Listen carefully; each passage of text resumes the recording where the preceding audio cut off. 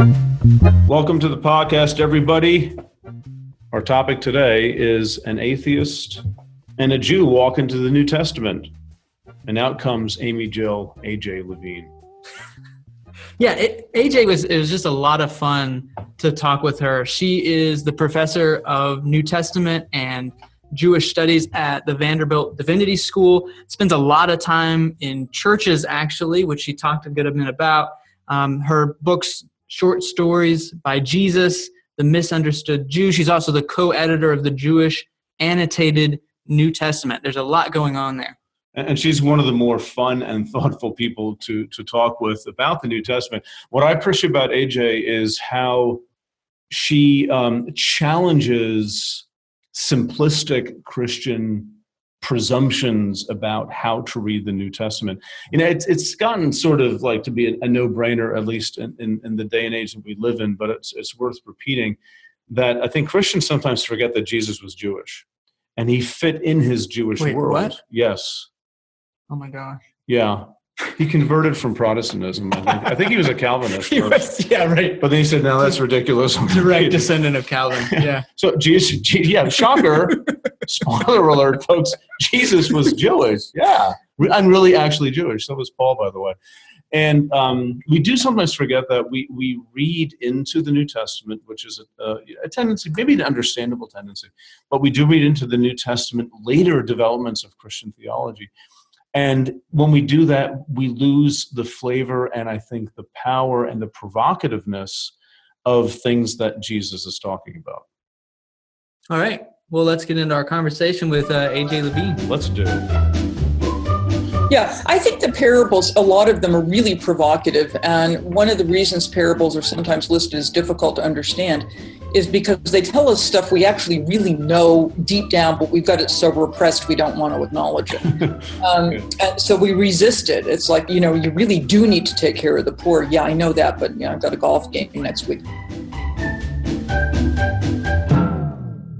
Well, AJ, thank you for being on our podcast. This is very exciting for us, and I think we have a lot of things to talk about. One thing that you've written about a lot and spoken about a lot, and that I think has helped a lot of people and provoked a lot of people too in a good way, is I guess how Christians view their own faith vis-a-vis the Jewish matrix where it started. It seems that, I think you would agree, a lot of Christians have stereotypes about the Jewishness or lack thereof of the New Testament and the Jewish roots of their faith. And maybe you can just help us understand what some of those stereotypes might be from your experience. Well, yeah. I think we all have stereotypes, whether we're Jewish or Christian or atheist or Muslim or whatever. What I find in working with a number of Christian congregations is they begin with the idea that Jesus is Jewish. So that's no longer surprising news. But then when I ask them, so what does that mean? What are the characteristics of being Judaism? Then I get comments like, well, all the Jews are really legalistic and Jesus invents freedom of thought. Or the Jews are epitomizing misogyny. They really hate women. And then Jesus invents feminism. Or Jews are interested in a God of wrath and Jesus invents this loving daddy God that stands behind you with T-ball. So the stereotypes are often whatever it is we don't like. That's what Judaism is. And then Jesus comes in and fixes it. People who hold these stereotypes are not anti-Jewish. They're not anti-Semitic. But I think the way they've been perhaps educated or the way the culture has conveyed to them information, they've gotten a sense that Jesus has to come to fix something that's really wrong. And that really wrong thing winds up being Judaism.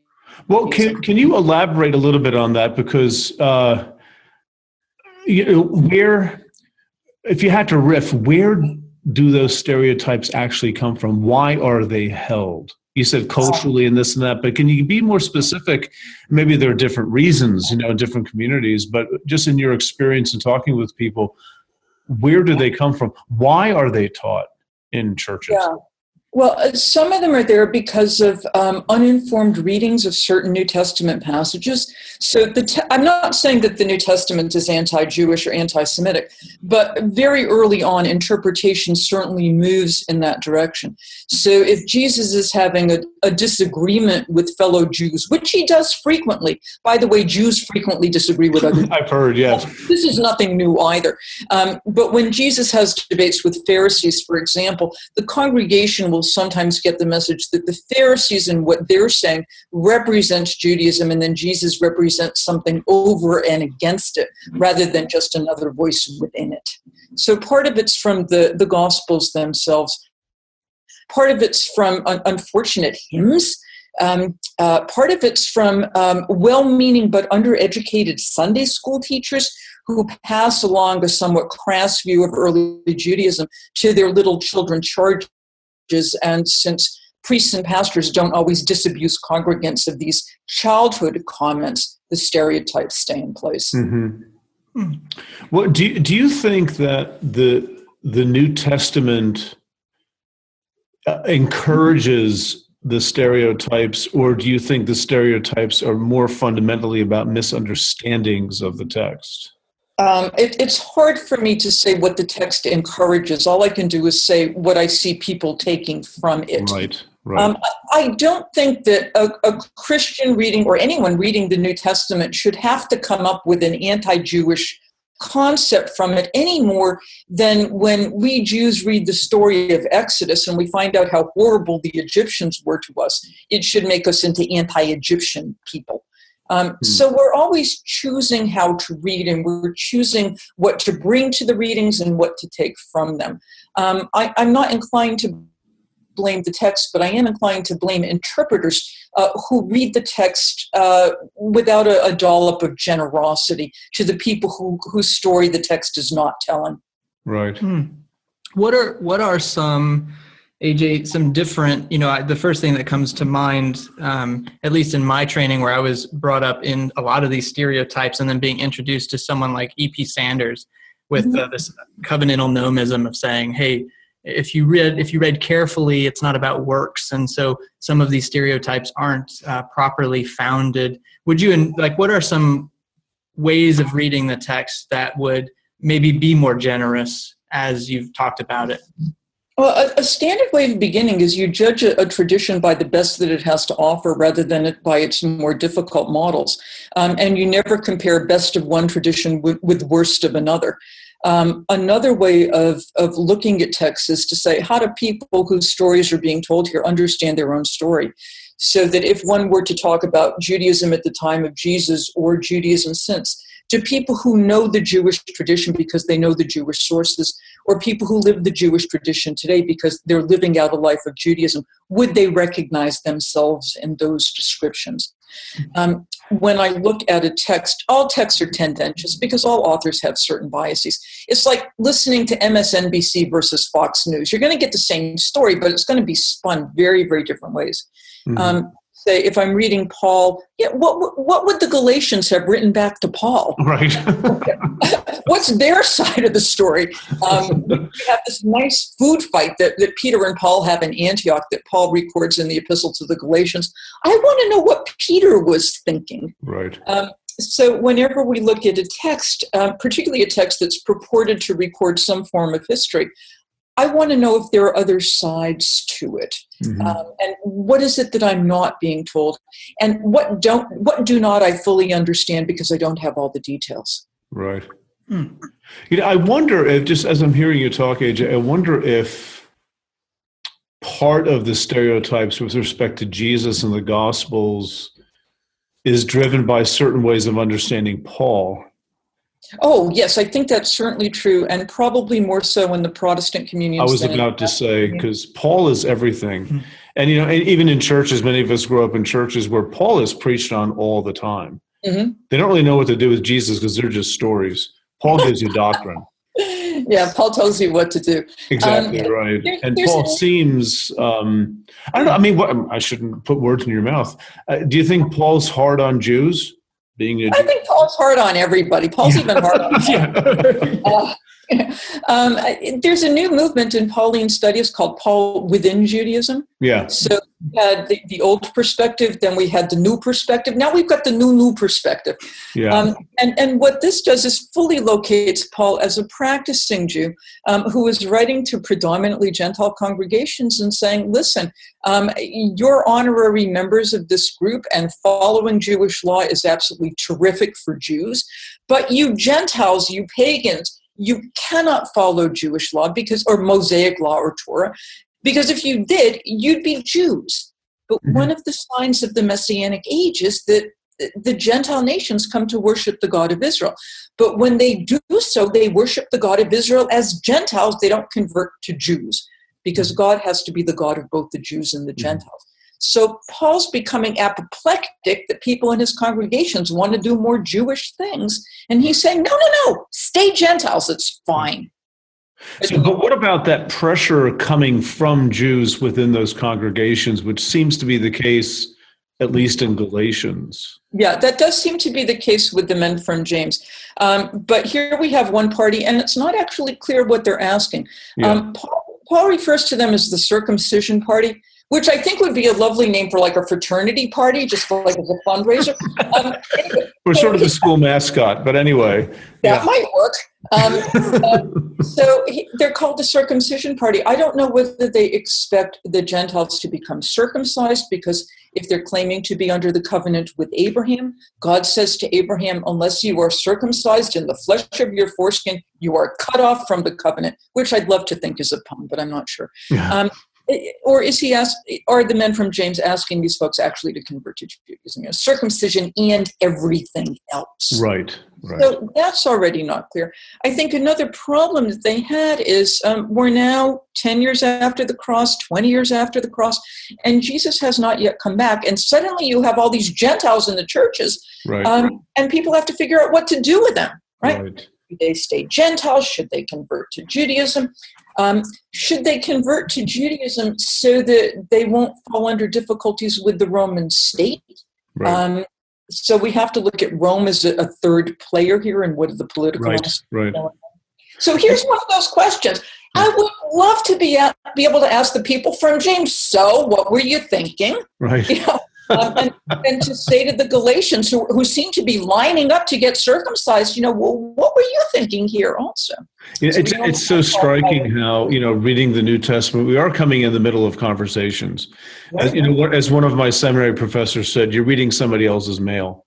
Exactly so. And we're not seeing everything. And how much, this just struck me recently over the past few years reading Romans and thinking to myself, I think Paul's winging it. Because he's really trying to work out a problem, which is the significance of Jesus now and how that relates to Jewish-Gentile relations. Right. And he's going back and forth, and he's not terribly consistent, and I sort of like that. It humanizes the book a bit rather than a perfect piece of systematic theology, which is how it's often presented in Protestantism. Yeah, although it even when I was in graduate school, back when Noah was still on the ark, we were always told Paul is not a systematic theologian, and don't try to wrap him into something that's based on your theology rather than allow Paul to speak for himself. Right. The Paul one reads in 1 Thessalonians is very different than the Paul one reads in Romans. Or the Paul who's writing to the Corinthians and is really upset because they're messing up fellowship and they're messing up the gospel. It's very different than the Paul writing this lovely, gentle letter to the Philippians. Do you think he's more mature in Romans than he was in Galatians or 1 Thessalonians? Well, he's certainly older. Yeah. Well, wiser. Not mature. Mature is a horrible way of putting it. He's wiser from having lived and worked through this and having worked out his own theology and that sort of thing? I think to some extent, but all the letters are occasional letters. They're ad hoc letters, and what he wants from the Romans, which is a community he did not found, is different than what he wants to do with the Corinthians, which is a community he did found. There's a difference between what you say to your own children and what you say to the neighbor's kids. Right. Or what you say to the kids in the house you're about to move to across the country. So we we have to take into consideration Paul's relationship with his audience. Right. So even the way you're talking about, Paul is in process, and I would imagine that from a congregational standpoint, you talked about speaking with congregations, these notions of, I think we're getting more and more comfortable as Protestants with the idea that the Old Testament has a lot of this process in it and it's not fully developed. And I think a lot of that's because we then just foist those expectations onto the New Testament. But now to hear that, how do congregations typically take that news in your experience, or folks in your classes, how do they grapple with this idea that maybe Paul doesn't have it all figured out either, and the gospel writers are still trying to figure it out? And if everyone's still trying to figure it out, how do people usually respond to that news? Well, Paul tells us he doesn't have it all figured out.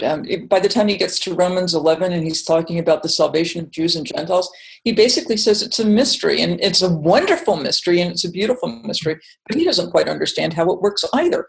That's fine. We don't have all the information in, because if we did, the Bible would be God, as opposed to something which points to God. So part of the problem we have is we confuse the two. So we take the Bible as somehow the idol, and we miss the process. When I work with congregations, I'm usually working in Gospel and Acts rather than in Paul. And what I will do is say, listen, if you have a particular theology that works for you, keep that in place. I'm not there to undermine your theological views, heaven forbid. What I want to do is add a little bit of history so that I'm not taking away, I'm adding on. And if the addition changes the way you've seen things, that's all to the good. The Gospel of John makes it very clear that the Holy Spirit still has stuff to teach. So if we're set that the Bible has said everything that it needs to say, and we've got all the interpretations in Trinitarian terms, we've just put the Spirit out of business. And that seems a sort of sad way of treating the Trinity. Yeah. Well, and you mentioned the book of Acts. So maybe, is there a talking point or two that you often come to when you talk about the book of Acts with respect to these stereotypes that Christians may have of Judaism? We have a variety of stereotypes that surface there. From the beginning of Luke's synagogue sermon that Jesus gives in chapter 4, right, all the way through to the end of Acts, generally the view is that synagogues are not good places for Jesus worshipers. You walk in, they'll try to throw you off a cliff, or they'll beat you up, or something like that. And to look at questions of religious competition in antiquity, to look at the concerns that some folks might have been having, particularly in the early 2nd century, which is when I think Acts was written, about what do we as members of the body of Christ, what do we as Christians do with those Jews who are claiming the same text that we're claiming, and they have a different reading? Who's the legitimate heir of Abraham? Who's the legitimate heir of the people Israel? And that's one of those things that Acts needs to work out as well. Yeah. So why early 2nd century? That is a view that others espouse. I mean, again, not to get off topic too much, but it actually affects how you read the book of Acts, right? So help our listeners understand a little bit about why you would do something like, say, Acts might be 2nd century. Well, I put it up so late because it looks like Acts is trying to manipulate Paul's reputation. So Paul's going to be a problem for a variety of churches. The Gnostics liked Paul, and certain groups who were still holding on to Torah had to deal with Paul. Paul has different ways of expressing himself, from the earlier correspondence to the later correspondence. So in the same way, the pastoral epistles, which I do not think were written by Paul, I think they were written in Paul's name. This would be 1 Timothy, 2 Timothy, and Titus, want to take Paul in a very sort of bourgeois direction. Slaves, be obedient to your masters, and shut the women up, and make sure you have bishops and deacons and all sorts of church orders, so everything is just the saying is sure, as the pastoral epistles would put it. The pastoral epistles are one way of taking Paul's legacy. Acts is another way of taking that legacy. Acts tells me that Peter and Paul just got along spankingly well. Yeah. As far as I can tell from the Pauline epistles. Acts tells me that, the folks who are running the church could hold a conference on what to do with the Gentiles, and everybody agreed with everybody at a committee meeting. Unbelievable. So I think it's a way of understanding history that Luke is now producing for the second century church to say, who are we? Right. This Christian origins business is complicated. Extremely. It's almost as complicated as Hebrew origins. Well, or how we tell the story of the United States. Yeah. So I'm from Massachusetts. I learned all about the Pilgrims and how splendid they were and how they were into religious freedom, really. And how we loved the Native Americans, really. And it was just lovely and terrific. And then I became an adult and I read some of the other accounts and it wasn't quite so nice. Right. So we all tell our stories the way we want to hear them. The Hebrews did it. The early followers of Jesus did it. The United States has done it. The world does it. It's what we do. Yeah. So how often do you address Christian audiences in church settings a year, roughly? 50 weeks or so. Excuse me? About 50 weeks or so. 50? Yeah, 50. That gives you... I usually get Christmas off unless I'm talking with Unitarians. Okay. And I guess, this is... I'm trying to wrap my arms around something by asking this question. Again, are there recurring issues that come up in these congregations? I imagine maybe not because they're so diverse. Oh, there are some that do come up. Not always, but often. Okay. There's a desire to know about the historical Jesus and what he was actually talking about. A lot of people want to talk about heaven and hell and salvation, and a concern for what if their faith is not in line with what their childhood teachers taught them. Yeah. Life after death, heaven and hell. A lot of congregations want to talk about the contemporary Middle East and what the Bible has to say about it. Some of it is a little on the fundamentalist side, like does God predict the coming of whoever? But a lot of it is what does Jesus think about the land? What does the text say about early Zionist thought and so on? And how do you read the Bible and try in a Christian context to be faithful both to the promises to Israel and to concern for Palestinians? Right. Things really vary. I've been talking a lot about parables recently because I wrote a book about parables 2 years ago that did get some decent play. Short stories by Jesus. Short stories by Jesus. And what I find is, and this is wonderful, people want to tell me what their interpretations of parables are. So, once you tell a story and you give it could mean this and it could mean that, what I find in congregations is it gives the congregants permission actually to do the interpretation on their own rather than leave that to the pastor or priest and say, you're free to do this too. These parables are open invitations. Tell me what you think. And they're anxious to share those thoughts. I think that's terrific. Yeah.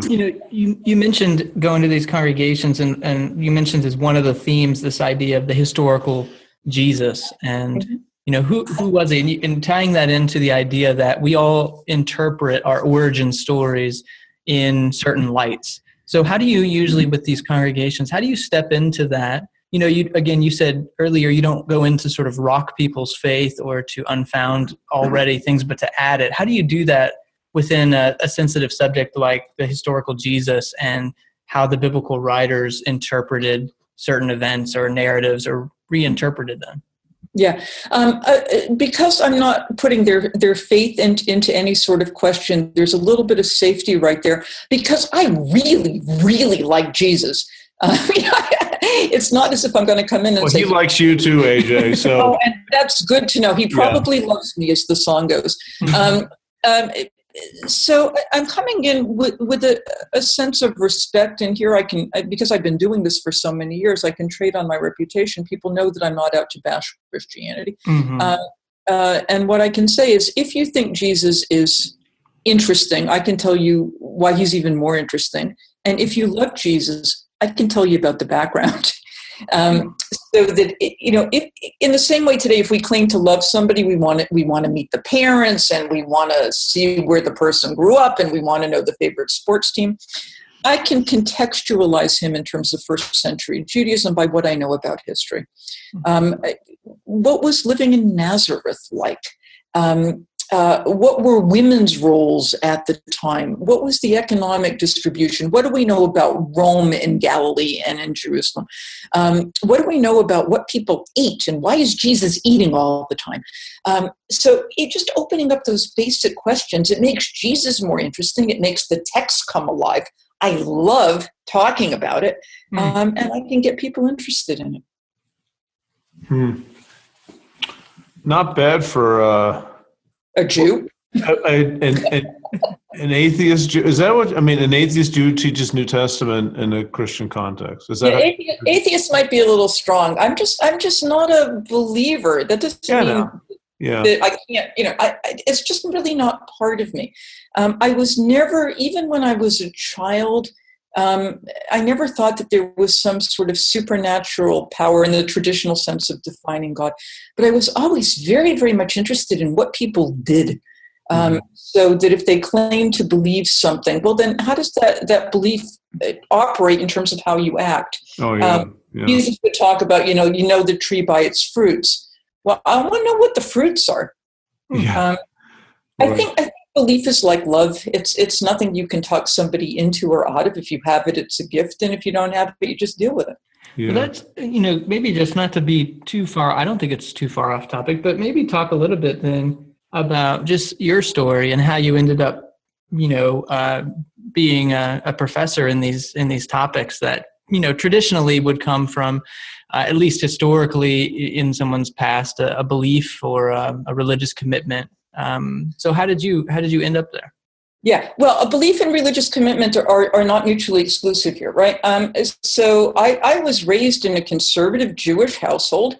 Okay. We went to services on Friday night. I went to junior congregation on Saturday morning. I went to Sunday school on Sunday, and I went to Hebrew school on Mondays and Wednesdays. On the other hand, my father believed that one should celebrate the Sabbath, celebrate Shabbos, with the best that one had, because that's what you do on the Sabbath, which in his view was lobster, which is, hardly kosher.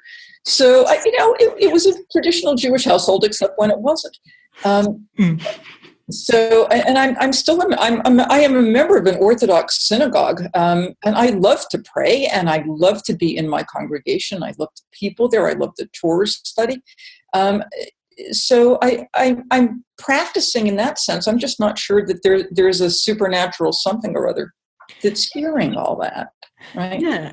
It would not surprise me that there are people in the pews on Sunday morning that are doing exactly the same thing. That there's a comfort from saying the Our Father or from singing certain hymns.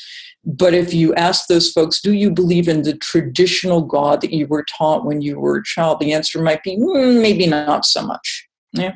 The neighborhood where I grew up was almost entirely Portuguese Roman Catholic, and I loved all the Catholic stuff. It was fabulous, and it was beautiful. Nuns and priests and statues in the streets, and the Feast of the Blessed Sacrament, and Mass. Mass was great, and I'm old enough to remember the Latin Mass. And I used to go to church with my friends. So, because it got me out of Sunday school, going to church on Sunday morning was like going to synagogue on Saturday morning. It was a bunch of guys in robes speaking in a language I did not understand.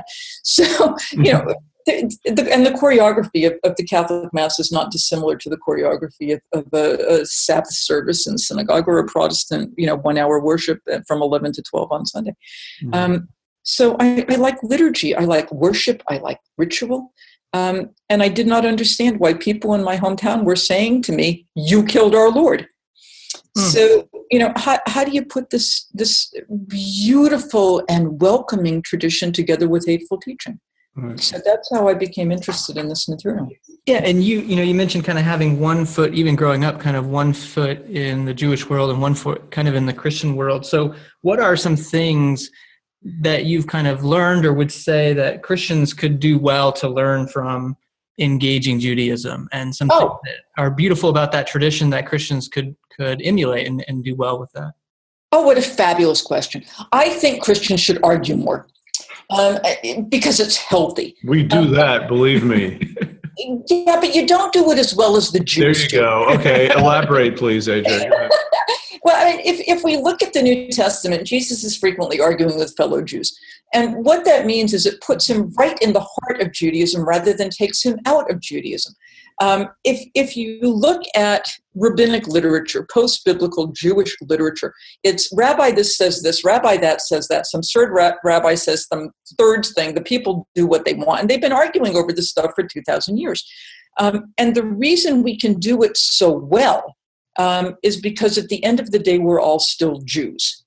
Because Jews never settle down just to be a religion and just to be a belief system. Jews have always kept an ethnic component or a peoplehood component to who we are. So our arguments take place in the family. And just as any relatively healthy family will have certain disagreements, at the end of the day, you're all still brothers and sisters and parents and children. What happens in Christian communities is if you argue too much, if you disagree too much, you put yourself out of the communion. Because if you get into a tradition by belief, you get out by belief. So it cuts back on argument. I think if Christians took baptism more seriously, they'd be able to argue better. Because baptism means you're in the system and it's not something that washes off. Right. So have you seen congregate? I mean, I think that's really well put. Have you seen that in practice where there is this sense that what I hear you saying is within a Jewish community, you can't opt out. It's an ethnic thing. And so that allows for real disagreement in a healthy way because you're never... Our heretics are still our heretics, right? Right, exactly. Yeah. Have you seen that? I mean, do you have examples of where that is being fruitful within a Christian congregation where they're taking baptism so seriously that they're willing to kind of continue to come back to the table again and again, heretic or not? It happens sometimes, but it's easier to decamp. So if your church doesn't do what you want it to do, you just set up another church, or you found another denomination. And heaven knows Christian denominations have proliferated over the centuries.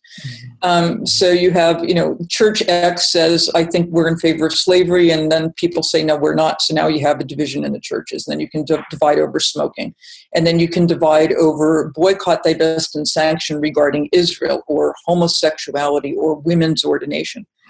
And the easiest thing to do in the Christian communions is not to stay together, but to go to another church or to found another denomination. Right, and I hear you saying there's something we're lacking in that ease of disunity, where if we stayed together, we might be able to develop a better sense of arguing conflict and come to some greater sense of truth or unity. What's the end result of that in Jewish communities that you've been a part of? What's the beauty of being able to argue better? I think it makes for a more interesting congregation because people are less afraid to say what they think. And of course, this doesn't happen in all congregations. I find in Torah study, and this is where it's really helpful for me, is we can take a text and we can take the text apart. And everybody can say, I think the text means this, and we can argue over what it means. And we can say, instead of restricting this text to one singular meaning, one doctrinal statement, it could mean this, it could mean that. And then what we do in this discussion is we look at our tradition and we say, what were they saying in the 12th century? And what were they saying in the 4th century?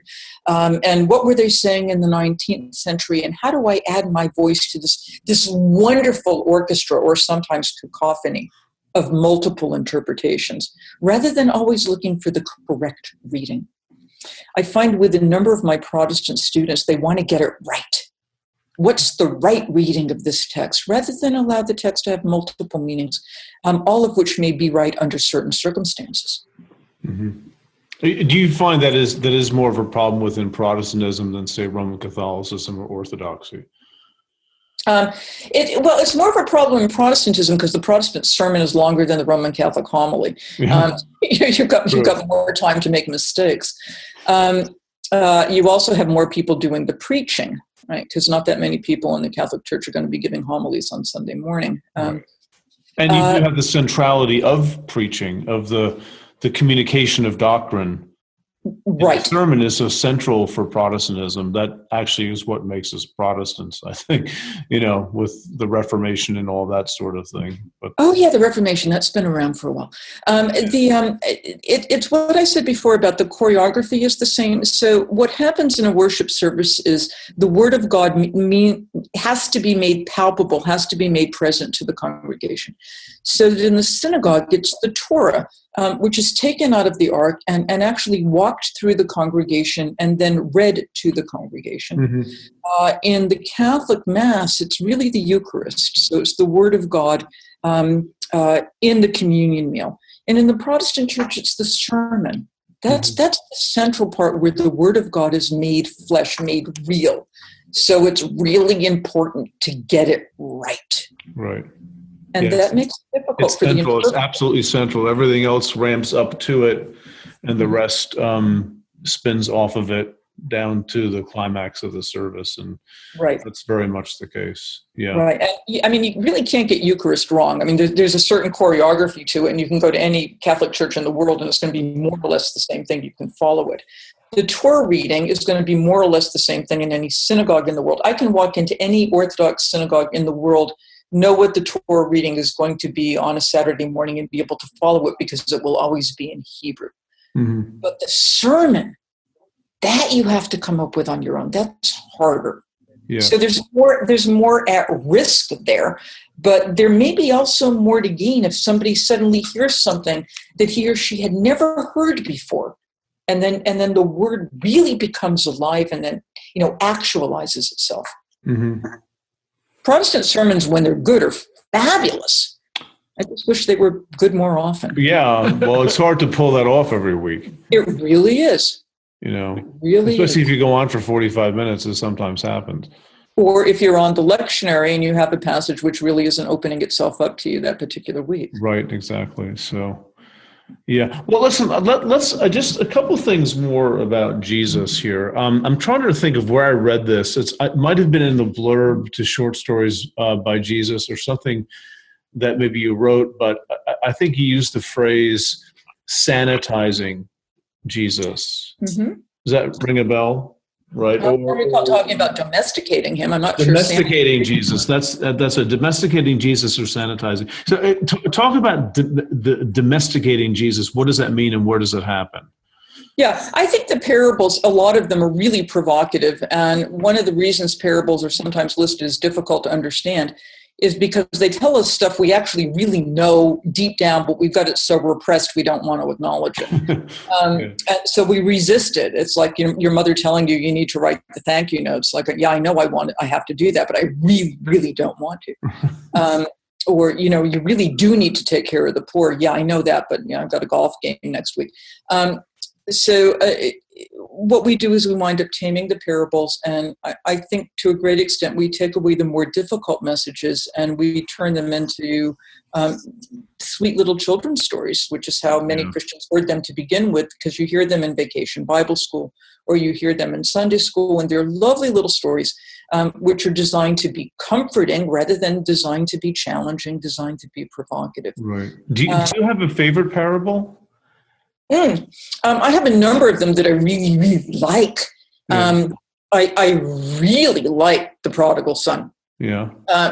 And I have for a number of years been teaching in a maximum security prison here in Nashville. And from the inside or from the outside?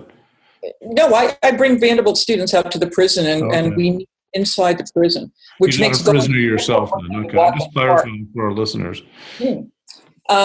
No, it's a men's prison. And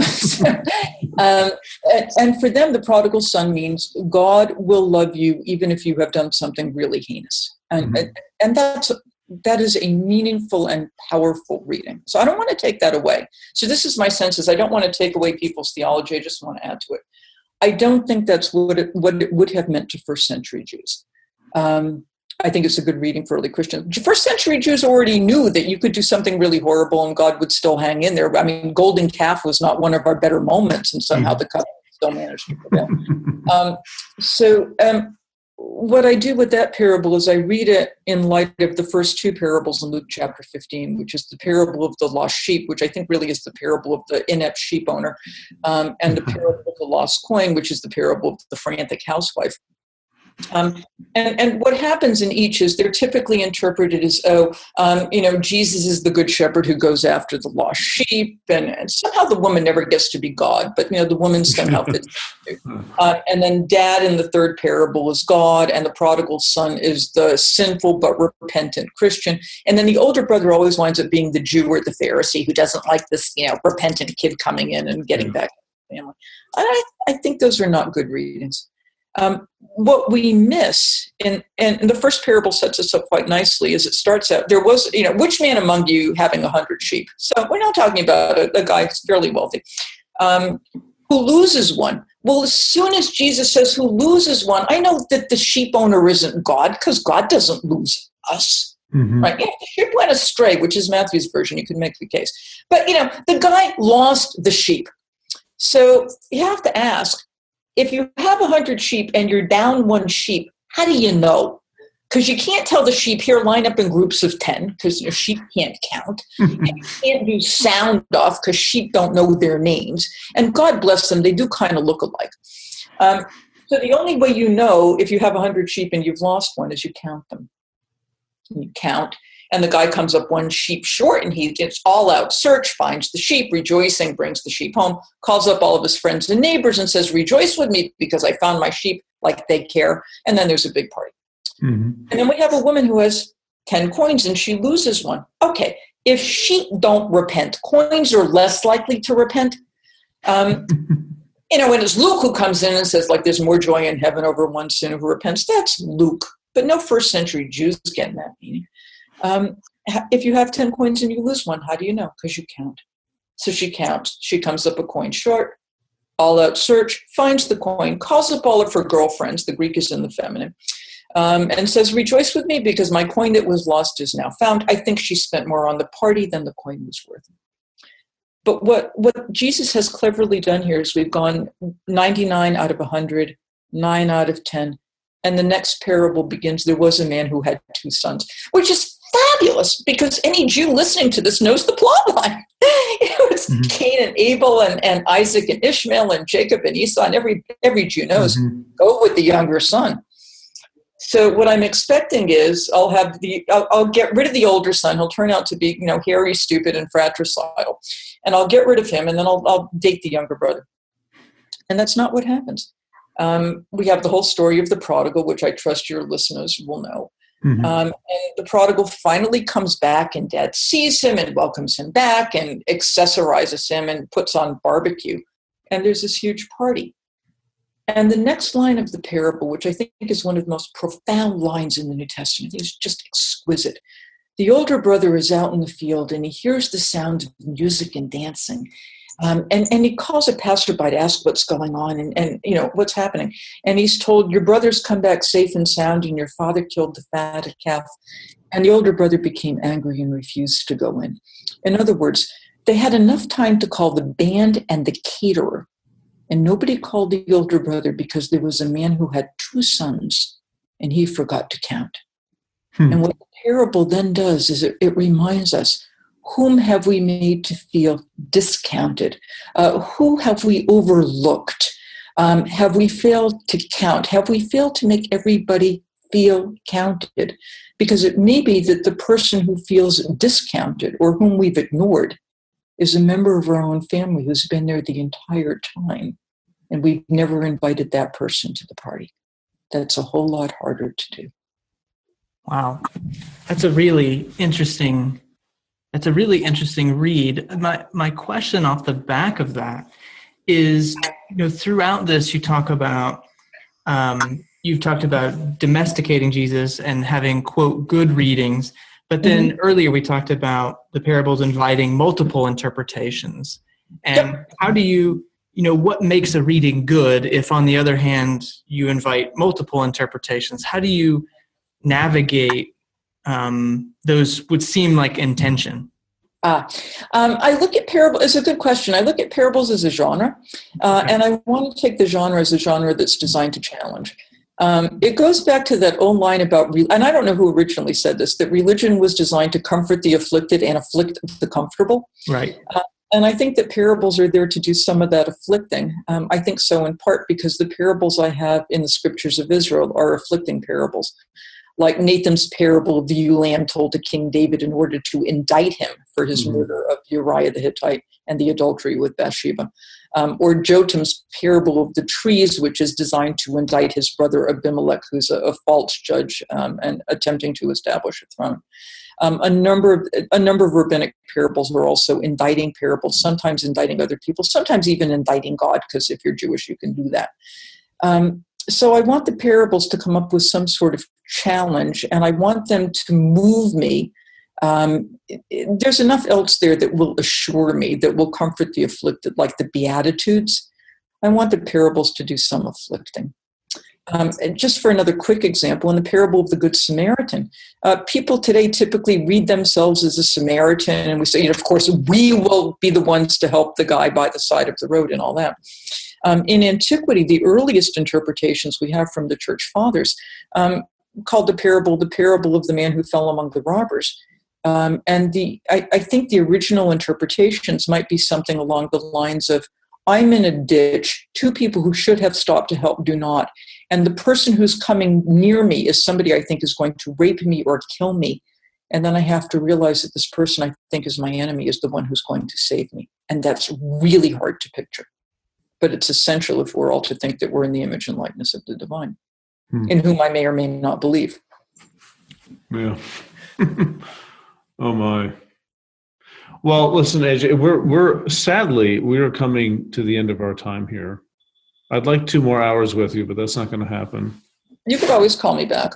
Even though you're on Central Time, we're on Eastern Time, that's not going to happen. But listen, as we close here, any projects that have recently come out, or those that are going to come out somewhat soon, at least from the time of our recording, and also let people know where, if any place, they can find you on the internet. Yeah. Well, I have a Facebook page, but I don't know how to access it. My daughter runs it. Wow. I'm not really good with technology, but if people write to me on my Facebook page, about once a week, Sarah triages it and she lets me know if I need to respond to somebody. So that's fine. You can look up what I do on the Vanderbilt University homepage, so that will give you a sense of what I've written. I have a book coming out in May that I'm really excited about from Westminster John Knox, Good Presbyterian Press, called Who Counts? I wrote it with Sandy Sasso, who is a noted children's book author, and it's about the parables in Luke chapter 15, and it's designed for like 5 to 8-year-olds. So I'm amazing. Children's books. It's just fabulous. With a note in the back to parents and teachers and caregivers saying, here's how the parable is traditionally interpreted. We don't want to take that away. We just want to add to it. The second edition of the Jewish Annotated New Testament, which I co-edited with my good friend Mark Bretler of Duke University, is due out sometime in the early fall. And it's a major revamp of the original. I'm finishing up this month, God willing, a commentary on the Gospel of Luke, which I'm writing with my good friend Ben Witherington of Asbury Seminary, coming up from Cambridge University Press. And what Ben and I are trying to do is show how a very conservative United Methodist and a very odd Jew who goes to an Orthodox synagogue can read the Gospel of Luke together, and we talk about where we agree and also where we disagree and why. So it becomes a model of how to do civil discourse in biblical studies. Right. That's fantastic. Well, listen, AJ, thank you for your time. We really appreciate it, and we'd love to continue this conversation some future point in time. I look forward to that. What fun to talk to you. Same here. See you. Take care. Well, thanks for joining us again. Be sure to check out A.J. Levine's books, The Misunderstood Jew, short stories by Jesus. You can find her online, at least her bio, on the Vanderbilt Divinity School website. She has a Facebook page under Dr. Amy-Jill Levine. Can't promise that she keeps up with it all that much. She doesn't do internet. She doesn't do. No, she doesn't. She's just too important. Right. But we do. We do. I'm on Twitter at JByas, JBYAS. And you can also follow me on Twitter at Pete Enns, and also on Facebook at Peter Enns. Why are those different? That's confusing. Because some very bad person, I think, in Poland has my name for On Twitter. Facebook. Yes, Twitter. it's ridiculous. The lawsuit is pending, so we'll see about that. Anyway, when you're on the internet and you have nothing else to do, you might as well just check out my website, thebiblefornormalpeople.com. And there you can find some of my books, my latest books, like The Bible Tells Me So, The Sin of Certainty. You can sign up for my newsletter, which you need to. Check out my speaking schedule. And most importantly, conversations that we start here continue there, and we'd love to have you. Thanks again, everyone. We hope you join us next time.